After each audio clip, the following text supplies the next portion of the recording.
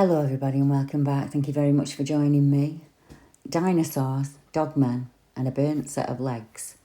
Now, as many of you know, the members of BBR met up last week in a beautiful area of the country, and one I've been secretly studying behind the scenes for almost 18 months now.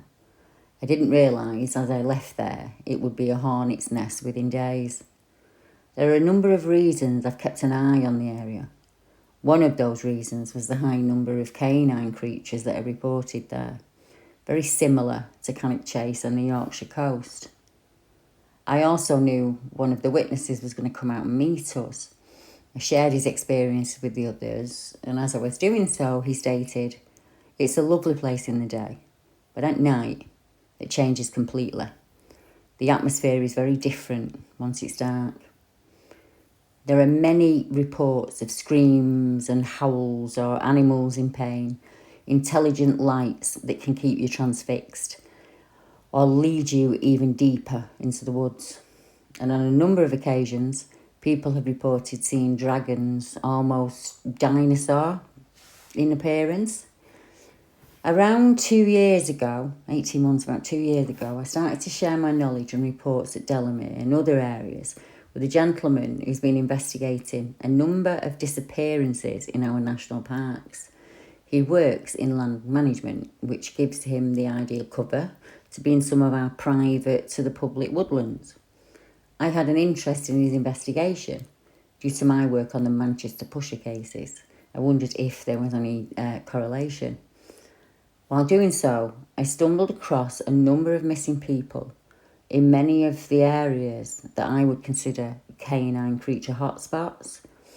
I intended to keep this a secret and work on it behind the scenes as I would normally do, until I felt I'd exhausted every avenue and debunked everything. I'd found every pattern. I wouldn't have brought it to you otherwise. This week, all that changed. Today is Thursday, 3rd of June. I was contacted by my friend who's done thousands of hours of work, as I said, into the huge number of males and females who go missing along our waterways in our areas of natural beauty, the national parks and places like that. He explained that he didn't feel that he was able to continue with the investigation. He said his employer had been contacted about his extracurricular activities and they cited using the works van as the reason.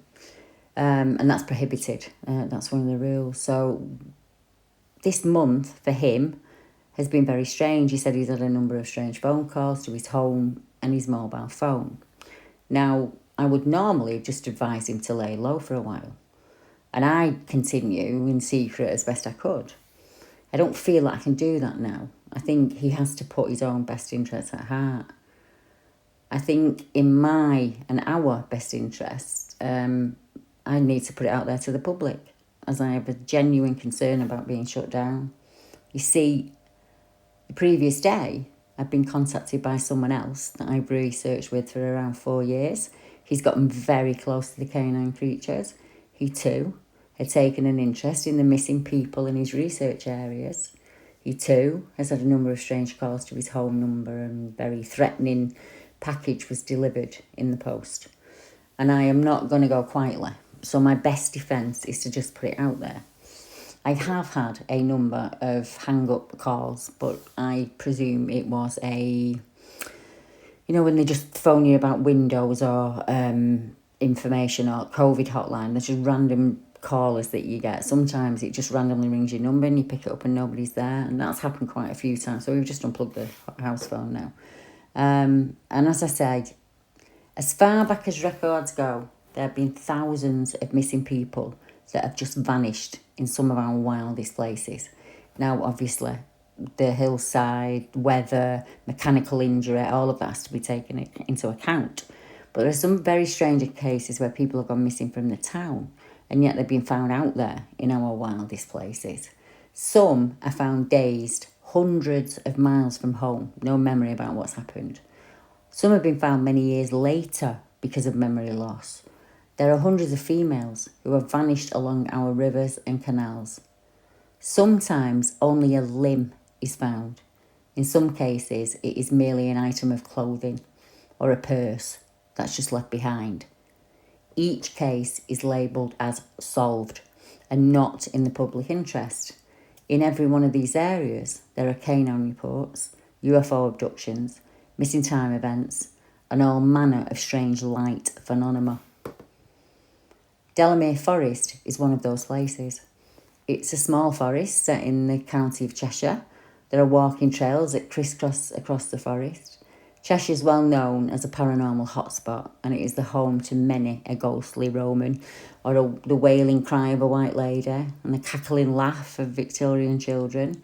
I think it will surprise most people that are new to the subject that it's also an area with many Dogman werewolf reports. The forest used to cover the land as far as the shores of the Mersey.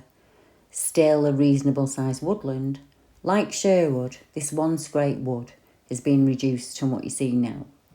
The walking trails are many, and the forest is often full of children and families during the daylight hours. You get lots of dog walkers and hikers and bikers. But at night, the atmosphere changes, and all manner of phenomena is reported. There are the aforementioned ghosts, UFOs, and lights in the sky. People report the blood-curdling screams of an animal in distress, and there's even report of a dinosaur-like creature using the woods as its home. The reports of a man-hunting creature in the forest stretch far back into history, and our last report was made in 2020.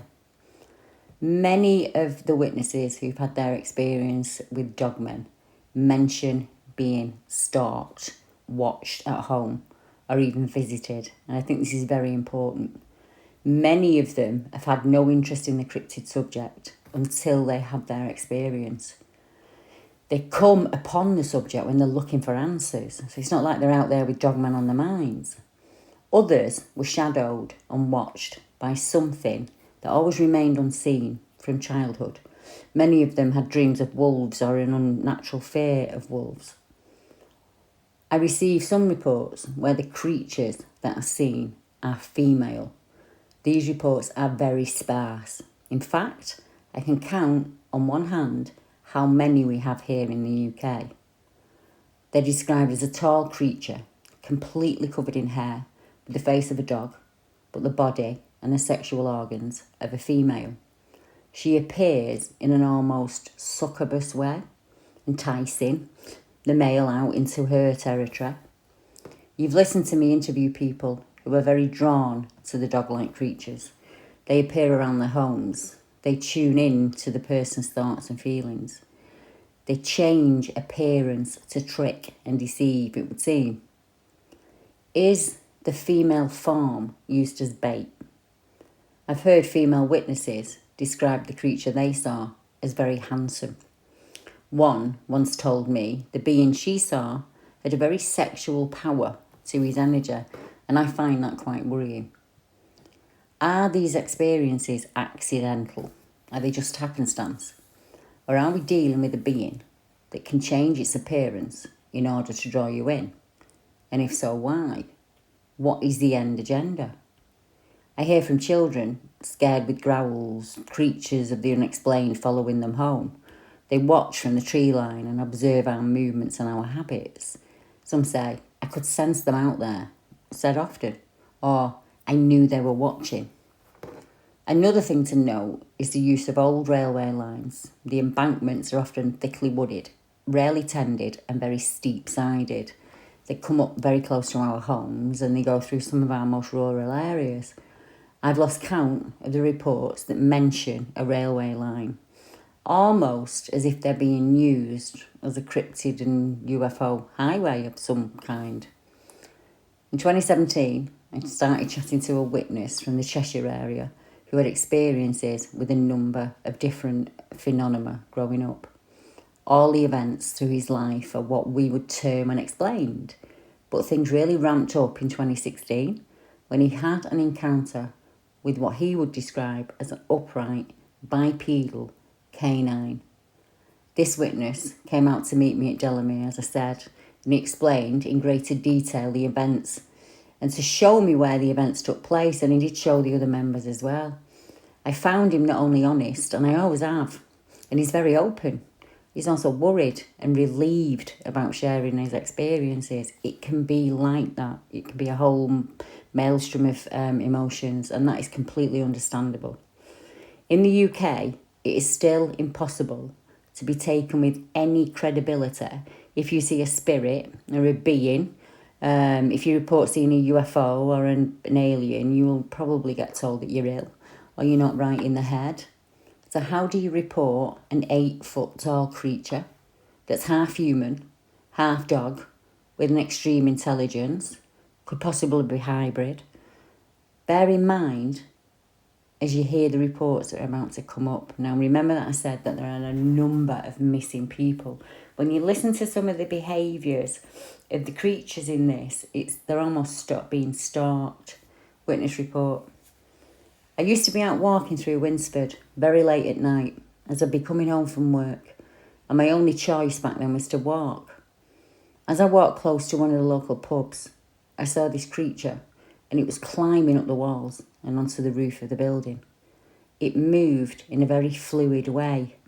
It was comfortable being out in the open. It didn't care that I could see it. It sat there on top of the pub, watching out across the town. That incident was terrifying, and I hoped I was imagining things or I was confusing another event, anything, rather than seeing a huge 8-foot hair-covered dog-like creature that scaled a building in seconds. I hated walking past that spot for the rest of the time we lived there. Luckily, I moved away to a place which was more rural, and I hoped that that would be the end of it. That wasn't to be, as the next experience happened after moving to that farm. That's roughly when I started to become ill. I got very poorly with my stomach. I had breathing problems that the doctors were struggling and still struggle to explain. I felt so ill, it made me need to be out a lot at night in order to catch my breath.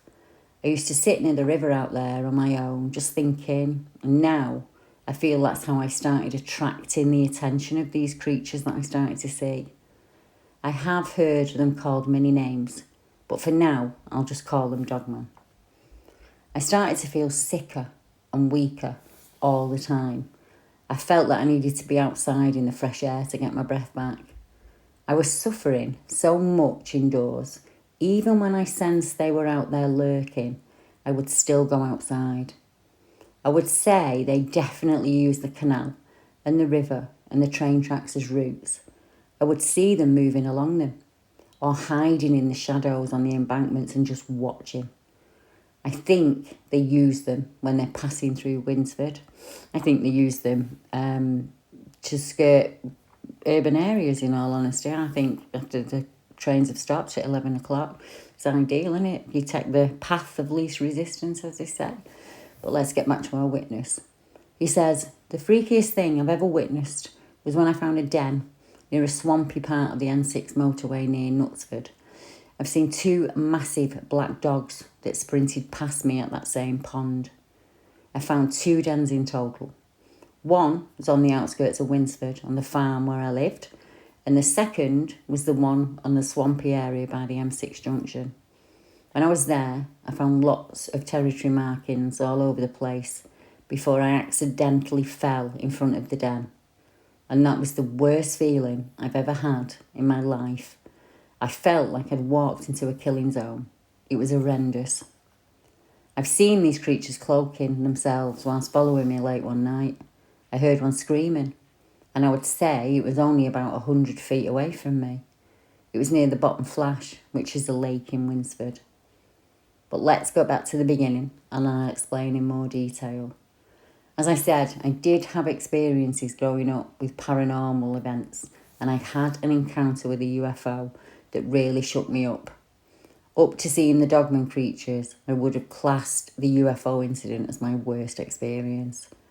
I have a family member who is very in tune with other realms. Some people would call him psychic. I think these abilities exist in families.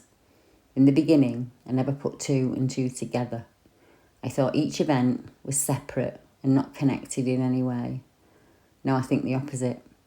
I think all of the events that happened to me I related. The first time I saw what would be described as a werewolf or a dogman was when I was on my way home from work in the early hours of the morning. That was the night I saw the creature cross the road and climb a wall. It was out in the open. It was not hiding in any way. It didn't care that I could see it. I wonder now, when I think back, was I meant to see it? It looked like a huge, muscular, hair-covered dog creature. It climbed up the pub wall and onto the roof, and it was just sitting up there, watching out across the town. It was absolutely massive. It took this creature about 3 seconds to move up that wall and onto the roof. It did it so naturally. Its movements were fluid. I have to ask at this point, was that creature and this witness there together by accident? Was it just happen chance? Or was the creature waiting for him in particular? Would it have mattered what human come along, or did it have an interest in him? Would it have remained hidden until the right human came along? I mean, we're here so often, if it had not moved, I wouldn't have seen it. Or if it just stepped out onto the road, why did it not just wait? And the scariest one for me is it just stood there watching us from the side of the road. I didn't tell anyone, he said, about that experience. And how could I? Who would I tell? 2 weeks after that, I went camping at Nunsmere Woods with my mate, and we had an encounter there with 3 dogmen. My friend saw the first one, and he pointed it out to me, and I saw the second. And we were just talking. He suddenly pointed to the bushes and asked if I could see what he was seeing, and of course I could. The third one we didn't see on the day, thankfully. We only saw it after we looked at the photos later. We went back in daylight a few days later, and we measured the bushes, and the tallest creature was around 6.5 feet tall, and there was nothing in those bushes that we could have mistaken for the creature. The other 2 were crouched and lay flat on the belly. And it was about 4 a.m. when my mate first spotted it. It was seen with its head sticking up above the bushes, and it just stayed there watching us. And it was in that same place till it went at 7 a.m. During that night, we saw others, and you could hear them around the tent. We were so shaken up by this, we actually called the police. We rang them about 2:30, and they arrived at 8:30, and we didn't dare move. They just brushed it off as stray dogs. After that, we camped at Delamere Forest on the old Pale Trail. It was normal at first, everything was fine, but then it went completely silent. Once it went dark, we could hear something moving around down below us in the trees, and we could hear whatever they were hunting and communicating. They were doing it around us all night. They sounded like hyenas. It was really scary hearing that with just a tent for protection. Deborah, I've had lots of experiences. I've seen one of these things jump out of a tree at a local pond. I got a picture of one half cloaked up a tree at the same pond. I saw one kill a swan one day. And just last month, when I was camping with 2 mates, we saw a swan torn to pieces not too far away. As I said earlier, I've never put these events together. Now looking back, it was when we moved to the farm that I started to feel stalked. I was getting followed by something I couldn't see when I lived at the farm. I just couldn't see it, but I knew it was there. Even though I didn't see it at the time, it wasn't too long before I knew what it was. I'd scanned the woodline with binoculars, and in time I could see it, standing there in the trees and the bushes outside the bedroom window. I always felt watched when I lived there. I knew I was being followed for at least a couple of weeks before I saw it. I would hear things snapping in the tree line, and then all the animals would just go completely silent. That silence made me sick. After a couple of weeks of this, I saw one cloaking itself with its hand wrapped around a tree. I think it had followed me back to the farm.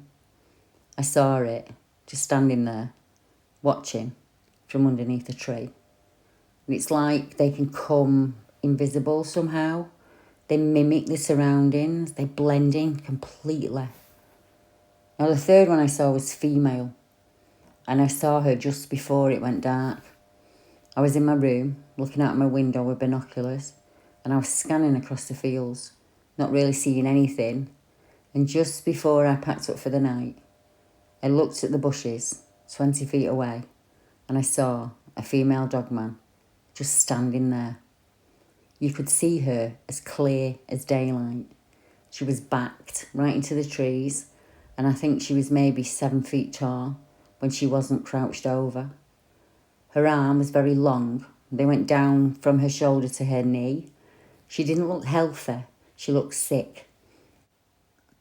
She had long hair all over her, apart from her chest and on her snout.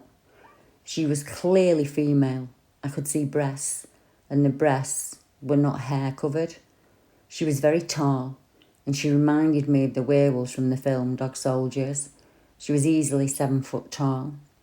When I was speaking to the witness at Delamere, he actually described her breasts like, he said, have you seen the breasts of a chimpanzee? They were like that. So no hair on them, just skin. He said, in all honesty, I'm a bit of a night owl. I'm always out walking and night fishing. When I moved to the farm, I think I may have pissed them off because I was always up outside, whereas normally they'd have the land to themselves. When I saw her standing there, I knew she could see me, and they also knew I was aware of their presence. As I say, she looked sick, and she had a really long snout. One scary thing which I should mention was that she had a painted symbol on her forehead that resembled a snake or the letter S. She was really scruffy looking, with matted hair.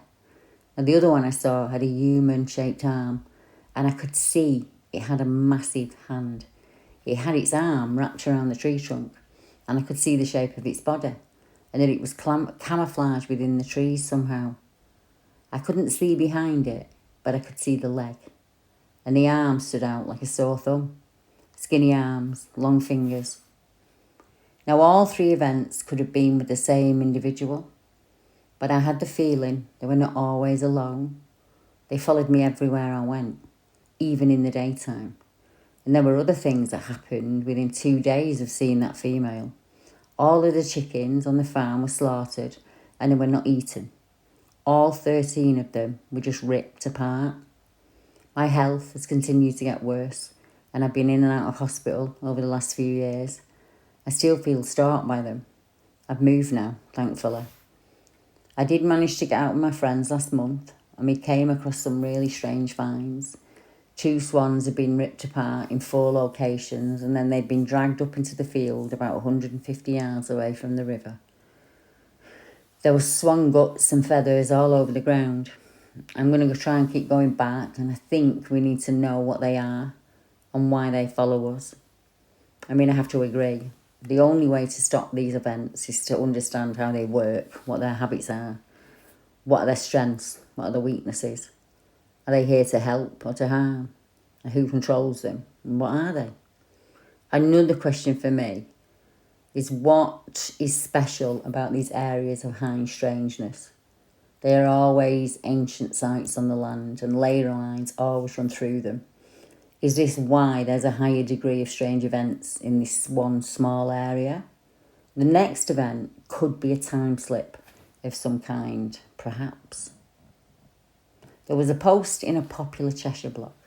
Delamere Forest is so old it has scars from Ice Age glaciers that date back from 10,000 years ago, and its origins go way back into the mist of time. Rumours and reports of strange animals in Delamere Forest can be dated back to the Roman invasion. The Romans got a straight road through the forest to connect the fortress town of Cheshire to the salt mines of Northwich. The Romans reported hearing loud roaring noises from an unknown beast deep in the forest, and they frequently found deer and wild boar that had been viciously torn apart. There were also stories that some soldiers went missing trying to find this strange animal.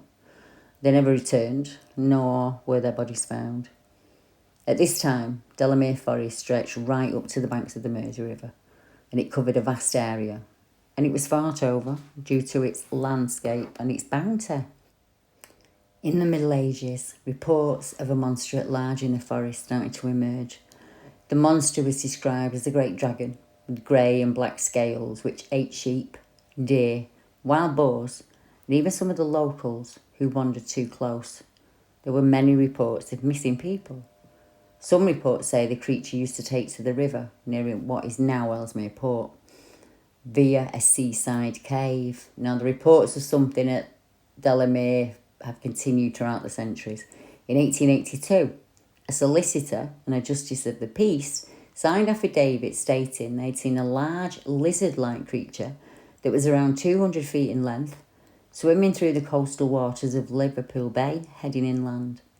That same year, there were reports of a large animal in the north of Delamere Forest.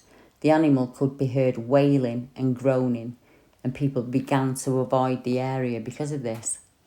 In April 1974, 6 people encountered an enormous animal which looked like a black saber-toothed tiger.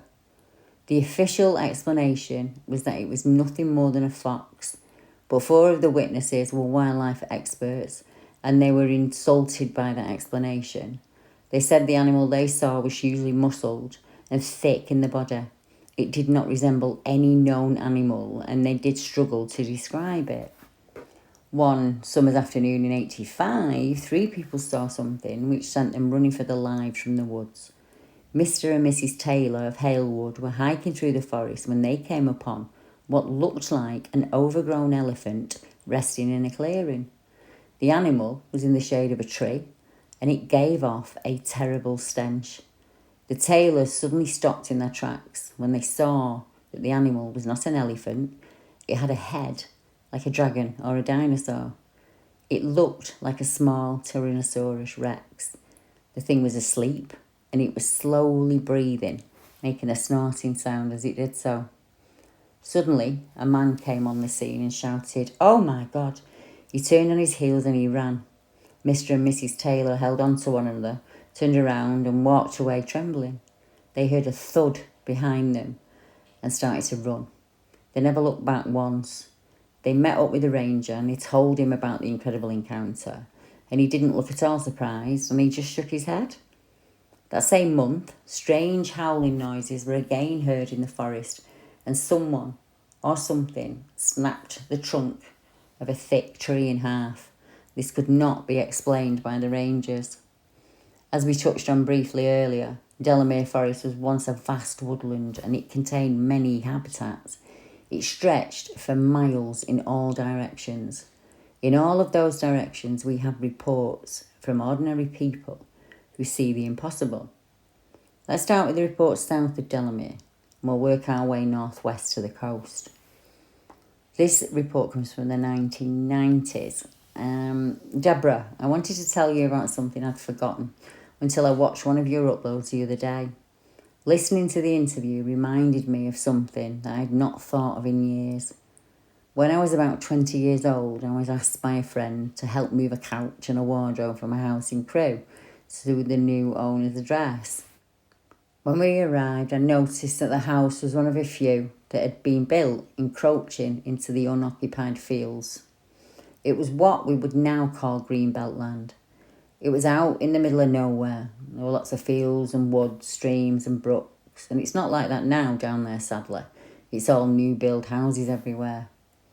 We arrived earlier so we could be on our way quickly, and we eventually got all the stuff loaded up onto the van.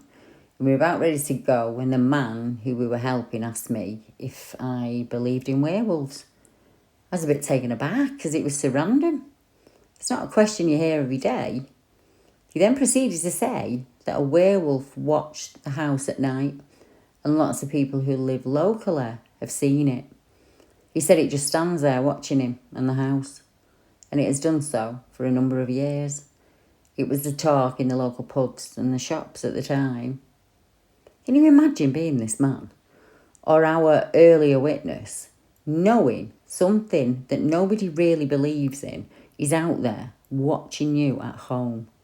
When you open the curtains or the blinds, you see it, ever watching from its hiding place in the woods. Why is it watching? What does it want? Is it dangerous? Not too far away, there's another very strange event. Not with a werewolf this time. This experience was witnessed by a local. An orange light that could not be identified was seen in the sky in May 2009. It seemed to be travelling from the south, coming from the direction of Jodrell Bank and moving northwards. The strange light was followed by 2 more orange lights who were moving on the same path. Then 5 more lights joined them, and then a further 2 lights. They all moved off in unison. The lights made no noise. They were completely silent, and they were about the height that a helicopter would travel. Also in May of 2009, 4 big lights in a line formation were spotted above the town of Northwich in Cheshire. 2 of the lights dropped down above Delamere Forest, and the other 2 moved off very quickly into the distance. On the 21st of the 2nd, 2017, at 8:45, witness Austin Swain said, "I saw what I thought was a meteor flying across the dark sky, so I stopped to watch. It was heading west to east, and I was looking southwards. But then, instead of burning out like a meteor would, it changed shape. It slowed down slightly. It was self-illuminated, and it took on a 2 tentacle-like shape, and then it changed back into a ball. It changed direction at right angles without slowing down. I estimate the speed to be at least 1,000 miles per hour. Now I wonder if Jodrell Bank is significant in some way. Are the lights intelligent craft, keeping an eye on the radio dish? There is a huge amount of research and technology companies below this flight path, many of them doing secret MOD work. Many of the UFO reports I've taken have happened between Jodrell Bank and Winter Hill, which is another aerial installation. Winter Hill lights up the night sky for miles and miles. On a good day here, you can look southeast and see Jodrell Bank in the distance. Turn around and you'll see the lights or the mast on the hill. I think Todmorden plays an important role also, but we can leave Todmorden for another podcast. Let's go back to Delamere and report of a grey humanoid creature, and this happened in June of 2020. I'm not too sure if this is the right place to report this to, but here goes. I was driving home at 3 a.m. in June of 2020. I was driving on a British A road, which is in the middle of nowhere and surrounded by forest. Now, I pretty much know this road like the back of my hand, as I've been driving back and forth on it for a long time. There are a few street lights, but they're quite dim and they don't do a very good job of lighting up the road. The area is quite rural and pretty dark outside of the lights. Now, as a bit of background, I'm generally a calm driver. I don't know why, as I'm quite frantic in real life. But when I'm behind the wheel, nothing seems to faze me at all. But the other night, I'm pretty sure I nearly had a heart attack. I was driving along the road as usual, on my way back home, when something ran out of the darkness. The only way to describe this was to say about 150 yards ahead of my car, out of the woods, came this humanoid creature, and it bolted into the road. If I had to describe it, I would say it was something I didn't recognise. It had a light grey colour to it, and it was hunched over on all fours, but it could easily have been 8 to 9 feet tall if it had stood upright. This thing bolted into the road at an unnatural speed and disappeared into the woods on the other side of the road. Now, there are 4 lanes for traffic and no central reservation, so it was a straight sprint across the road for this thing. I tried to rationalise this as a bird, but I just knew for a fact that it wasn't. Like I said before, I'm a very calm driver, but as soon as I saw this thing, I instantly turned freezing cold and I started sweating. I was almost on the verge of crying. I didn't know what my rationalisation was, but some of me wanted to slam on my brakes out of panic. But I just put my foot down, thankfully, and drove away. I don't necessarily know if it's relevant, but I remember looking at the clock and it was dead on 3 a.m. Apparently, this is a strange hour for unexplained things to go on. If anyone else has had a similar experience and knows what the hell this thing was, I'd love to hear it, because even thinking about it gives me the cold chills. Now, this report reminds me of one from a driver just a few miles away. The description and the movement are exactly the same. Why did these creatures not stay hidden in the darkness? Why cross the road at that point, when a simple wait for less than 20 seconds would enable you to remain hidden? The grizzly black hunched dog. This happened in 2018. In the early hours of the morning, on the 11th of June 2018, a van driver travelling on the road between Warrington and Manchester, who's just doing his normal route, saw something crossing the road in front of him that he just cannot explain. The creature, described as dog-like, but bigger than a horse, was moving fast, said the shock driver. When describing the speed, he said it just dusted out of sight in seconds. Now, the sightings left the man confused as to what he saw and how it could have moved away from him so fast. The road itself runs between two nature parks. You've got Risley Nature Reserve and Birchwood Nature Reserve there. It's surrounded by other strange accounts of skulking creatures, road-crossing creatures, growls, UFOs, missing people, the whole 9 yards. The driver himself had no prior interest in cryptids, strange creatures, or anything out of the normal. And to be honest, he was very sceptical of a family member who had in the past spoke about a sighting of something they'd had. The witness said, "I want to report something that happened last night when I was on my route. I was out on the road about 3 a.m. It was the 11th of June, 2018. I had my lights on, of course, and the road was empty of traffic. But as I passed the Birchwood Forest Park on the A547, something crossed the road in front of me, and it was moving on all fours, and it was massive, at least as big as a horse, but this thing ran like a dog. Thank God it kept moving, and it stayed on all fours, because upright, it would have been at least 9 feet tall," he said. "It was dark, so I can't give you a precise colour, but it was huge. Honestly, it spooked the shit out of me. I did stop and look where it was, and I couldn't see it anywhere. It had moved off that fast." Now, the A574 Birchwood Forest Park was where it was coming from. It was big as a horse, but it looked and moved more like a dog of some kind. He said, "I'm still freaked out by all this, and I felt a bit off since, I feel a bit lightheaded. I keep thinking about it, and the fact that when I stopped to look where it was, it had gone. I should have been able to see it. It should have been in sight, but it just dusted." Now, Birchwood and Risley are new towns, and they were built to accommodate overspill in the 60s up to the 90s, predominantly in the northwest of England. Known as new towns, they are built on old mining land. The towns are surrounded by fields and woodlands and on the River Mersey itself. Just to the south, there is another report of a creature, impossible to describe, that used the cover of darkness to cross the road when it could have remained hidden. And I'll bring you that report in part 2. Good night.